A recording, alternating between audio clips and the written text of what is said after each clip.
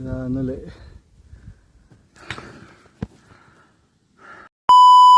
Akyat na nga ulit itong mister ko dito sa bundok. Gawa niya na nga muna for a while yung kanyang project. Dahil nga kasi ito yung araw na kung saan magpapataba na tayo ng ating kamote. Pero tulad pa rin ng dati, nasiraan nga na naman sila. Ang kaibahan nga lang ngayon, medyo struggle sila kasi si kuya may tama ang kanyang keme. Heto nga ang sitwasyon nila na balaho nga ng bonggang-bongga ang ating kolong-kolong. Sa nga lang din sa disadvantage, pag nasiraan ka nga dito papunta sa bundok, talaga naman mahihirapan ka ng bongga. Pero dahil dalawa nga sila, syempre ang isa sa kanila ay magtutulak talaga naman. Ika ko nga sa Diyosawa ko, buti na lang nagpalay-gate na ako. Oo, dahil kung hindi, mahihirapan talaga tayo mag number 3. Uy, ganun. Ang mga oras na nga na yan, medyo nag-rest muna ang aking Diyosawa dahil napagod daw siya ng bongga. Kabuti na nga na lang, meron nga silang nasalubong na tumulong sa kanila. Shout out sa iyo, kuya. Salamat sa pagtulong sa kanila. Ang mga oras na nga na yan, nakarating na rin sila doon sa bahay ng pinsan nila. Pero wait a minute, hindi pa diyan yung bundok na kanilang pinupuntahan.